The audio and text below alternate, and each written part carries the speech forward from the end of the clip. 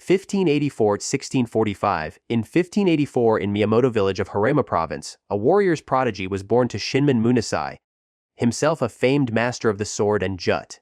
The boy, Shinmen Benasuk, trained under his father's watchful eye, forging a fearless spirit from youth.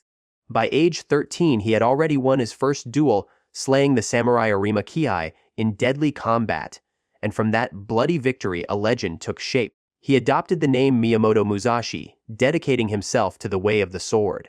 As a young Ronin, he set out on Musha, Shuji, warrior's pilgrimage, carrying only 2 swords. He reputedly fought about 60 duels without defeat, developing a unique 2-sword method later called Haiho Naden Ichirisu Heavens as one, styled. News of the undefeated samurai spread across Japan.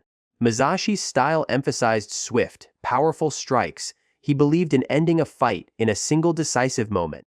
Poets and chroniclers would dub him a Kensei's sword saint for this flawless record.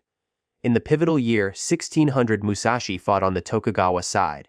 Recent research suggests he accompanied his lord into Kaishi and took part in Tokugawa's campaigns under Kuroda Yoshitaka.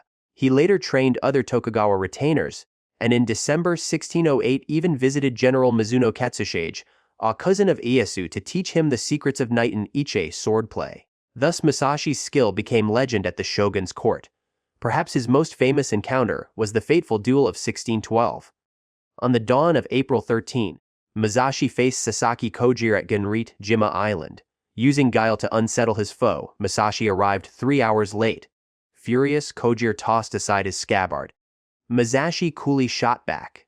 "If you have no more use for your sheath, you are already dead." The two clashed for an instant before Musashi's wooden sword found its mark. His single blow shattered Kojiro's ribs and ended the duel. Thus Musashi remained unvanquished, surviving yet another legendary test.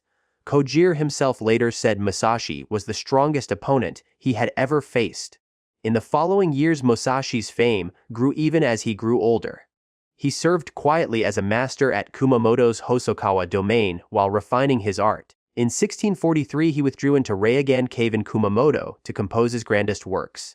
There he completed Go-Rin no Sho, the Book of 5 Rings. In early 1645, a classic treatise on strategy and the martial way. Shortly afterward, he authored the Dakadalinas, Path of Aloneness, 21 terse precepts for a samurai's life. His teachings can still be seen in surviving quotes. For example, he instructs, "Respect Buddha and the gods without counting on their help," and observes philosophically, "When I apply the principle of strategy to the ways of different arts and crafts, I no longer have need for a teacher in any domain." These lines from the Dakad and 5 Rings emphasize self-reliance and unity of art. Musashi died peacefully in Ryogan Cave in 1645 at age 62. He passed away in a warrior's posture, sword in hand. His grave on Met Awato bears the emblem of his life's devotion. In death as in life, Musashi embodied the ultimate samurai, undefeated in combat, undefeated in spirit. He is remembered as the undefeated sword saint, who perfected dual sword kendo jutsu and authored enduring strategies. His legacy lives on in every school of swordsmanship, and his words in Go-Rin no Shu and Dakad continue to guide martial artists worldwide. A monk, plucked riddle of legend Sasaki Kojiro, often called Gamri Kojiro, appears in history mainly through one epic duel. Born about 1585, Kojiro studied the art of swordsmanship and eventually founded his own style, Ganrit, large rock, school. Ganrit centered on using a nodachi, an extra long greatsword for wide, powerful cuts. Kojiro honed a remarkable technique called Tsubaime, Geishi, turning swallow cut, named after the speed and unpredictability of a swallow's flight. With this signature move, he struck so quickly on the rebound that opponents deemed it almost supernatural. Remarkably, legends say Kojiro once defeated 3 swordsmen armed only with a war fan S. Tessen. Another tale claims he bested his own uncle in combat. These stories illustrate his reputation for flair and skill, though historical records focus on his final battle. He earned the nickname Ganrit Kojiro and carried the famed monohoshizus, clothes, drying pole, a nodachi so long that it reportedly required a special carry method. Kojir's destiny was sealed in 1612. Challenging Musashi to prove who was Japan's greatest swordsman, he met Musashi on Genri-jima Island. At dawn they stood ready for combat. Accounts agree Kojir fought with ferocity, but Musashi had tricked him by arriving 3 hours late. Enraged, Kojir discarded his scabbard at the onset of battle. Musashi, untroubled, quipped, "If you have no more use for your sheath, you are already dead." In the very first exchange, Musashi's wooden blade burst through Kojir's defenses and shattered his skull. Genri Kojir fell, lifeless, before he could even properly strike. To Musashi's students, this was the most decisive duel of Musashi's life. Even Musashi himself later said Kojir was the strongest opponent I ever faced. Thus Sasaki's legend transcended his death. He perished in a stroke, but history remembers the swallow cutter for that final duel and the deadly elegance of his technique. In Japanese culture, Kojir is revered as a master strategist of the long sword, respected, if only as Musashi's ultimate rival. Though none of his own writings survive, his style lived on in lore and art.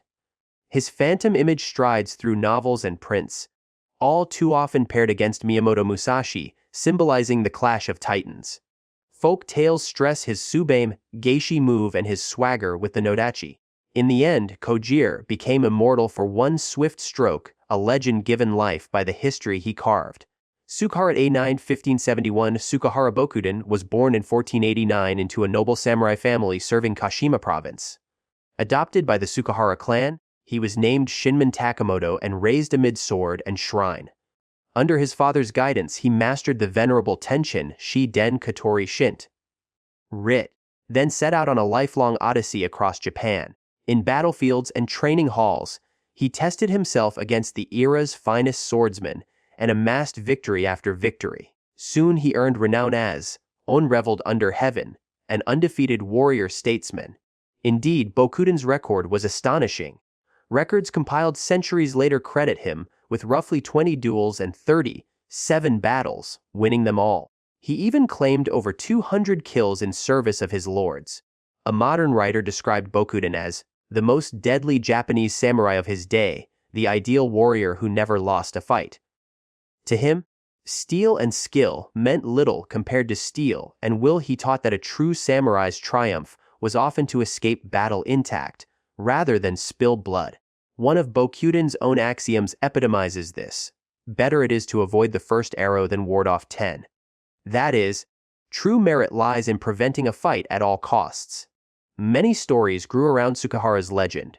He founded the Kashima Shint right school, briefly called Mutakatsu right, winning without hands, as the supreme synthesis of local Kashima styles. One famous anecdote illustrates his peaceful cunning. When a ruffian demanded a duel and mocked Bokuden's answer of the style of no sword, Bokuden rode them both to a nearby island on Lake Biwa.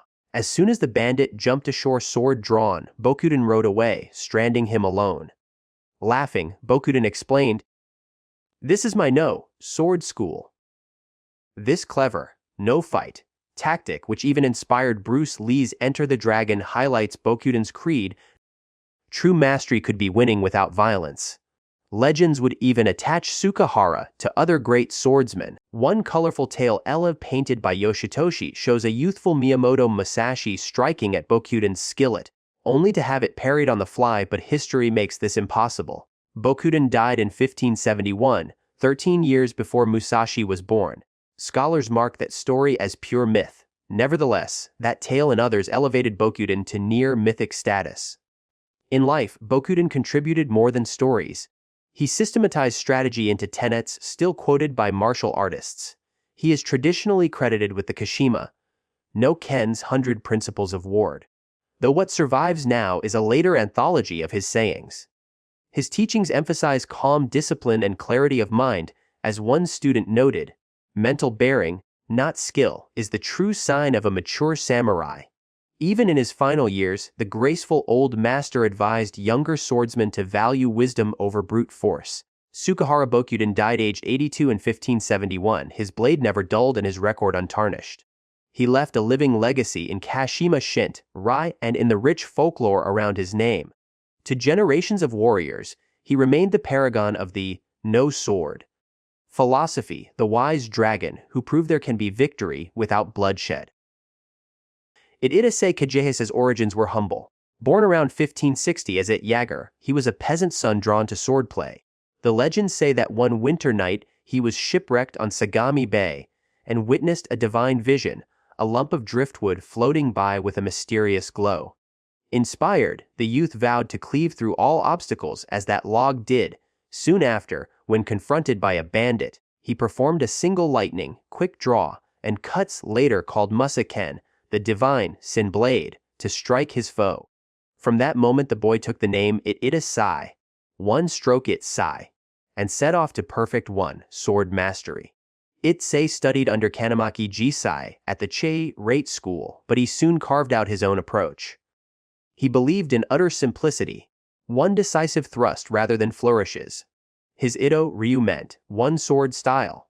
Philosophically, it bore Zen influences that valued spontaneity and clarity. In practice, it taught cutting faster than the opponent's draw, a concept later echoed in the Kote no Sen strategy of Yaju Shinkage Ryu. His skill in single combat became the stuff of legend. Sources say Itsai fought 33 duels without ever tasting defeat. Later schools would recall him as matched only by Masashi himself. One dojo chronicle bluntly states, Ititsai was a prolific swordsman who is said to have been undefeated in his lifetime. This unstoppable record turned him into a walking terror. On the path, mere rumors of Itsai were enough to make opponents quake. Perhaps the most famous episode in his life was a friendly sparring that cemented a new generation. Mikagami Tenzin, who later took the name Ono Tadaki, challenged his master to test his skill. With wooden bakken in hand, Itsai met him in mock battle. The duel ended dramatically. Itsai disarmed Tenzin with such ease that the younger man knelt to pledge fealty. In his later years, Itsai taught Ono Ito Ryu, which would become official swordsmanship instructors under the Tokugawa. Ono Tadaki's, his successor, even served as fencing instructor to the second and third shoguns. Itsai himself left no known books, but his school's spirit lives on. The Ito Ryu techniques emphasize the Issei Ipatsu, own stroke, one kill, philosophy, the idea that a single cut, once drawn, should never miss. His grand sword and Ichimonji sword used in many duels was enshrined by his students as a symbol of ultimate mastery. In folklore, Itsai remains the epitome of straightforward power, the farmer's son who became invincible by the relentless economy of one sword stroke. He died in 1653, leaving a stark legacy that true victory requires no superfluous moves, only the will to deliver one perfect strike. Yaji Munetoshi's Yaji Sekishisai. Yaji Munetoshi's born in 1527 in Yaji village, Yamato province. From boyhood, he trained in spear and sword while studying Confucian and Zen teachings. The turning point came in 1564 when he met Kamizumi Hidetsuna, founder of Shinkage Rate, in a tournament arranged by a rival clan. Munetoshi fought Hidetsuna in 3 hard matches and lost all 3, but humbly became Hidetsuna's disciple. Under this great master, he delved into mote dori, the art of defeating armed enemies while unarmed. His breakthrough came when he mastered an invincible defense. Hidetsuna awarded him the highest license as Incan Jov and later the Kage Mokoroku scrolls of Shinkage Rite. In the Yuji family chronicles Yuji Kaken, Munetoshi modestly wrote that though he had studied many Ryu, he did not know victory until he met Kamizumi Hidetsuna. The warrior poet in him had found purpose. His sword art, now Shinkage Rate, became inseparable from his life. Munetoshi's fame soon reached the ears of Tokugawa Ieyasu. The future shogun summoned him for a demonstration. According to tradition, Ieyasu blindfolded himself and brandished a wooden sword for Munetoshi to disarm. Calmly, Munetoshi took the wooden blade in his hands and effortlessly sent it flying from Ieyasu's grip. Ieyasu was astounded by this display of mushin no mind skill. Out of respect, he signed an oath to favor the Yeji family. Munetoshi himself declined a direct position, citing his age, and instead recommended his third son, Yeji Munenori, as instructor to Ieyasu. Munenori would henceforth serve as sword instructor to the shogun, raising the Yeji clan to hereditary prominence. Though an advisor and occasional commander in service to Oda and Tokugawa, Munatashi's heart remained in the dojo. Late in life, he largely withdrew to Yaji village to teach his sons and disciples. Even in his 70s, he was called upon in 1600. Sensing the rising tide of war, he sent Munori back to Kyoto to request his presence.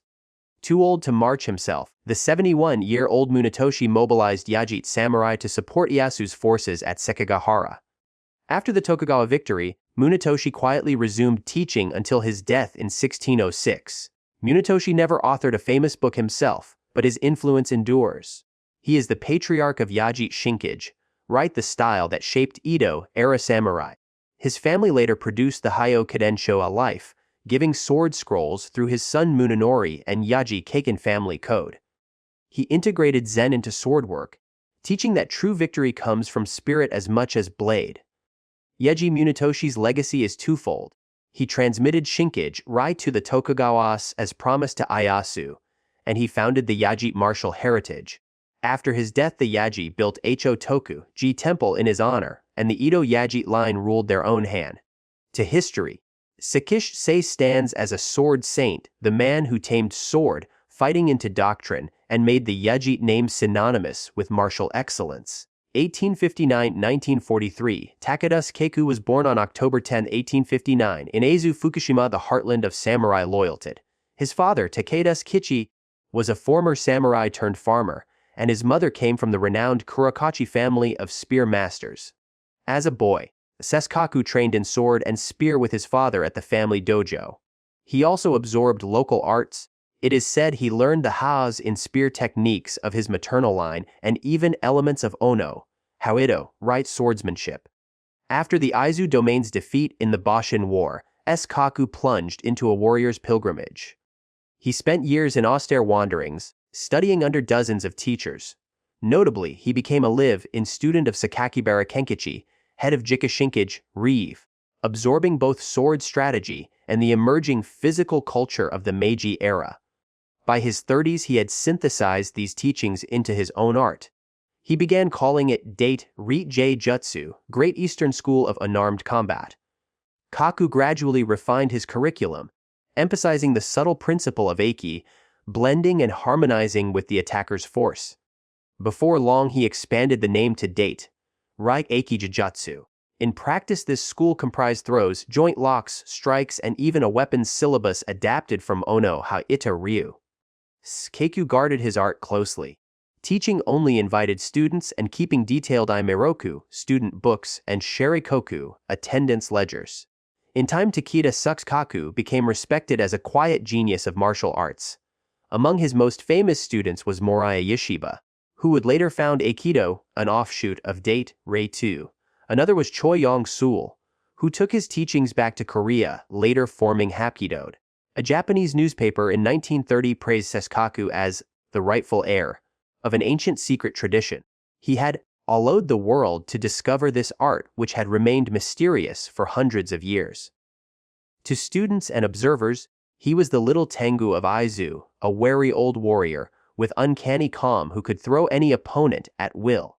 Late in life, Kaku saddled his family's dojo in Hokkaido under his son Tokimune, while continuing to travel and teach well into his 80s. Rei Eiki, Bud, but by then it was simply known as Takeda among insiders. In 1943 he died aged 83, leaving behind a grand legacy. The techniques and spirit of Rit now form the backbone of modern Eiki-based Bud arts. Aikido, Hak, Reap, Takumakai all trace roots to Takeda Kaku's lineage. Takeda Kaku wrote little down himself, but through his students he reshaped martial arts worldwide. In the 20th century he was finally recognized as a living legend. As one tribute noted, Kaku allowed the world to discover what had been a 100-year-old Aizu clan secret. Thus, the little Tengu of Aizu passed on not in obscurity, but as the linchpin who connected samurai tradition to the global martial renaissance. Sakamoto Raimas 1836–1867, born January 3, 1836 in Keichase Tosa Domain. Sakamoto Raima sprang from a humble samurai family in Tokugawa, Japan. His lineage was Geishi, low-ranking samurai who were wealthy commoners, and in Tosa that meant distinct class divisions. The young Raima bristled under such rigidity. At 14, his older sister sent him to train in swordsmanship to defend himself. Raima took up oguri rai and proved a natural. Soon he journeyed to Edo's Tokyo to deepen his art. There he enrolled at the famous Hayo Chiba Doge, studying Hokushin Edo, right under chief instructor Chiba Sadakichi. He mastered the style so well that he became a co-instructor and earned a full license, even falling in love with Sadakichi's daughter Sana during this period. Though sword fighting was his craft, Rauma's eyes were on Japan's future. In 1853, Commodore Perry's black ships arrived, jolting Japan into crisis. Returning to Tosa as the shogunate signed the unequal Kanagawa Treaty, Raima became convinced that imperial loyalty and modernization were the path forward. By 1862, he was plotting with like-minded samurai. He helped his friend, Admiral Katsu Kaisht, set up a naval training school in Edo. After Katsu was ousted, Raima fled to Satsuma, where anti-shogunate sentiment was strong. There he brokered a historic peace. Raima persuaded Satsuma to ally with Chashi against the Tokugawa, forging the Satsuma-Chash alliance of 1866. This alliance, essentially a united front of two powerful domains, proved decisive in bringing about the Meiji Restoration. Raima even used his merchant background to charter gun smuggling ships, helping supply arms to Choshati when the shogun tried to blockade them. Through all this, Raima retained his warrior's instincts. Once, he vowed to attack Katsu Kaisht himself, until Katsu argued him into a long-term plan instead. In Kyoto in March 1866, he narrowly survived an assassination. Pro-shogunate samurai surrounded him at the Teradaya Inn.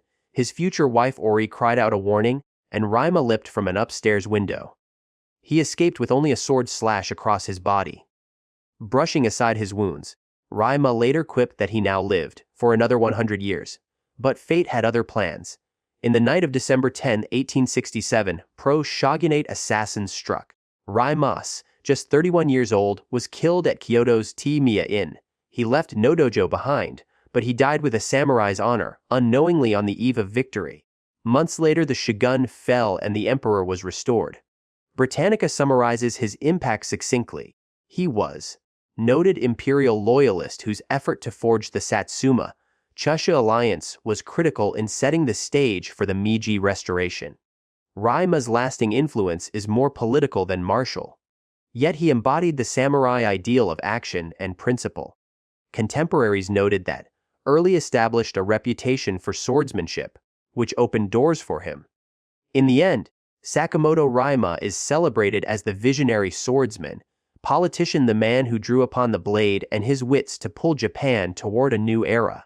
He remains a romantic hero, the samurai who used his sword not just in duels, but to cut away an old order and make way for modern Japan.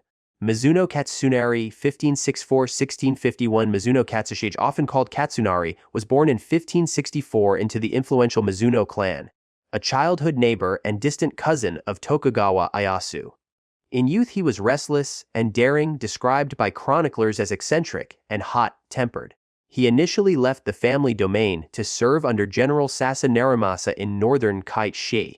He fought in the Korean campaign under the Christian daimyo Konishi Yukinaga and later under Kat Kiyomasa, gaining broad experience in war. After Toyotomi Hideyoshi's death in 1598, Katsushige quietly shifted his loyalty back toward the Tokugawa. In the decisive year 1600, he declared for Tokugawa Ieyasu. He fought at the Battle of Sekigahara on Ieyasu's side and later served in the sieges of Osaka, 1655, against the Toyotomi remnant.